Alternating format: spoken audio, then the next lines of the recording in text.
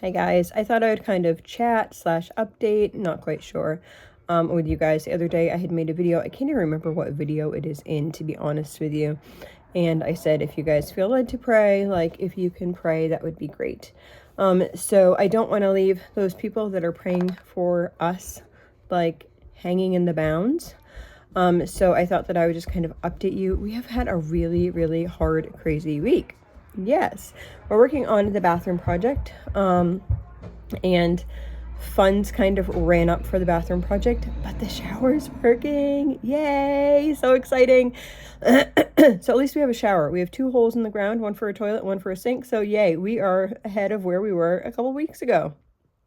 And so we were working on that. Funds ran up on that. We were going to wait until payday and then do the next step, because that's how we have to do things, right? You like do one step after another, and that's how lots of things get done. And in the meantime, we had quite a few other things going on. So we went to go pick up the bull. The day we went to go pick up the bull, we have a minivan. We have an old minivan. It's 2004. It is like the beast though. We have not had to put like that much money into it, and we bought it for a really fair price years ago. We bought it from a dealership, but it actually was from an old couple. So, they had only had like 50,000 miles on it. So my 2004 minivan only has 84,000 miles on it. I know, it sounds so weird, but it's convenient to have something that doesn't take as much gas. So that's the vehicle that I took to go when we went to go get the bull, because we were paying somebody to come get the bull. And I'm sharing all this because I want you guys to know, like, this is real life for a lot of people. I'm not like just being like, oh, my life, this is going on. I think sometimes, like, as a large family, a lot of times people feel like they can't share because they're like, oh, well, and I'm probably going to get those comments. Well, you know, if you are a large, why would you have so many kids if you can't afford them? But it's not about that. That's like life, right? It's life no matter how many kids you have. Like, most people do not go out and, you know, say buy a new vehicle with $50,000 cash. Let's just face it, okay? So if you're that person and you feel that's how it's supposed to be, and you feel like what I'm telling you is not appropriate, sorry. But this is real life. Most of us here on this channel are real life people that are just getting by, just doing their thing and whatever. Because I have a lot of kids doesn't make it any different, to be honest with you. I don't feel that it does. So anyway, that vehicle, like literally like the next town over, I couldn't tell if it was the tire or the brakes smoking, but that vehicle, we had just put brand new brakes all around. So like 2 months ago, we put brand new tires on the truck, which those are expensive because it's like a 2,500. So the truck tires were like, I don't know, I think like $175 a piece. And then we put brakes on the minivan. And so we thought we were good. Well, the thing was smoking. So we had the mechanic look at it. He said that from what he can see, the brake doesn't look like it's sticking. It might just be something with the tires, because the tires, we replaced 2 tires in the front, and then we knew we were going to have to replace the 2 tires in the back. We just hadn't got around to it. So we're like, okay, we'll have to replace those tires come payday. Thinking, you know, a couple days away, payday, right? Okay, so then let me see. We replaced, so the van we knew had a battery issue, right? So when this has been happening for a few weeks now, like in order to start the van, we had to jump the van if it had been sitting for a couple hours. But we don't use it all that often. So we jumped the van and whatever. So Sunday before church, we decided that we would go get the battery and then replace the battery like after church, or if we died in the church parking lot, then we could replace it then. We brought the tools. So that's kind of how the Sunday went. Now the Friday before that, we were driving the truck to town, and I had thought before that I heard something going, yeah, I'm a professional. I thought that I heard something do that. But we had stuff in the back. We had the pipes from like the bathroom repair, we had those pipes in the back. So, and on the driver's side, it wasn't as loud as the passenger side. So my husband's like, I think that's just the boards like hitting each other, like the plastic PEX pipe hitting each other. I was like, oh, okay, that's good. Well, that noise started again, and then as we went to turn the corner, the brakes were squeaking. So I was like, I looked it up, and it looked like it was supposed to be the CV joint. And I was like, okay, we need to just get this home once we're done picking up pig food. Get this home. Got that home. Planned on the battery on Sunday. And so we have the battery in the vehicle. And we're driving back. Driving to church from Walmart, where we got the battery.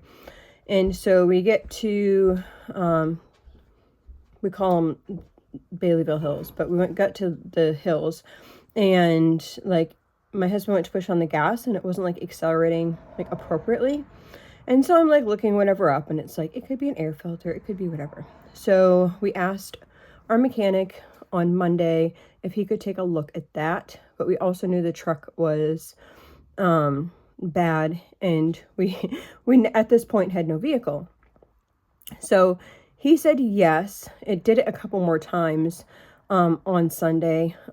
So he said yes, he could like at least take a look at it. He probably wouldn't be able to do any repairs, but he would take a look at it for us on Monday. So he said, yeah, go ahead and drop it off. So we took our broken minivan to drop off the broken big van. And then we went to Walmart to get tires on the broken minivan, which ended up taking, I think it was like 5 hours because we had to wait for an appointment, blah, blah, blah. But it was stupid because it's not like we had another vehicle anyway to be driving around in. So we got the tires on, and thankfully, so far, now this was happening, like the smoking had happened before, but we had driven a long distance. So we're hoping that that will solve the problem and it's not something bigger. So the tires, it feels better driving it. So the tires are repaired on the minivan, but we got back and it's probably the transmission in the big van. Oh my goodness. And then, so we brought the big van back to the house, and then he said that we could drop off the truck. He would look at it, but can't repair it until like around the 30th. So yes, it is the CV joint on the truck. So we have major vehicle issues. We were hoping not to have to deal with major issues until next spring. We're like, well, if we can use our tax return towards a vehicle next spring, blah, blah, blah. If you are in like the large family crowd, it is really hard to get a passenger van, like really hard. They are expensive. People are getting like outbid all the time. It's hard getting a passenger van right now in this current market. So just try and discuss things. But the whole thing is with the truck and the minivan, we don't technically have enough seatbelts, even if we took both vehicles, to fit all of our family. So the camping trips and stuff that I have planned, we wouldn't be able to fit the people that are in there. Now, I think that we can install another seatbelt into the truck, but we'll have to wait until that comes back from the mechanic. So that is where we're at. We have looked into getting a loan because we don't have,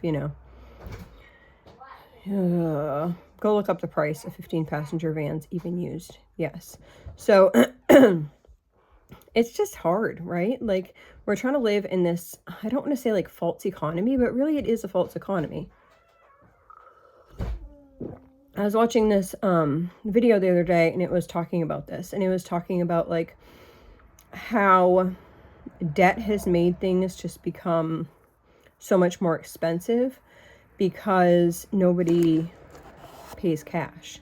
So it's not like, do you really think that a brand new vehicle would cost $50,000 if everyone had to pay cash $50,000 for a new vehicle?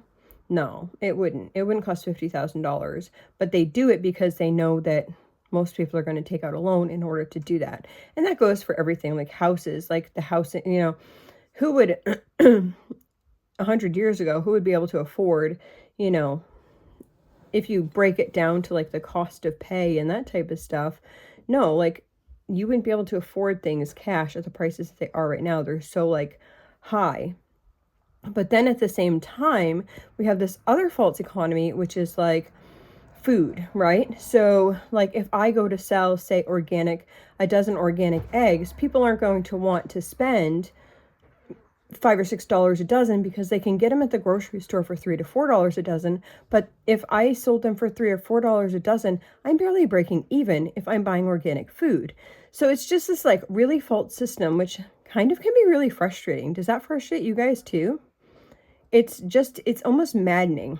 So anyway, we really appreciate your prayers. We are not quite sure where our journey is going to take us with all of this. We are looking at possibly getting a loan and getting a newer van. I don't know. It's just really hard. There's lots of like ins and outs of this. I could give you all the stats and that type of stuff, but it's kind of mathy. Anyway, I know that y'all have been through different situations and different circumstances, but I just wanted to share with you that like this is real life and sometimes things stink, and it's hard to sometimes focus even like with these things. Like I know my brain should not be focused on totally on vehicles, right?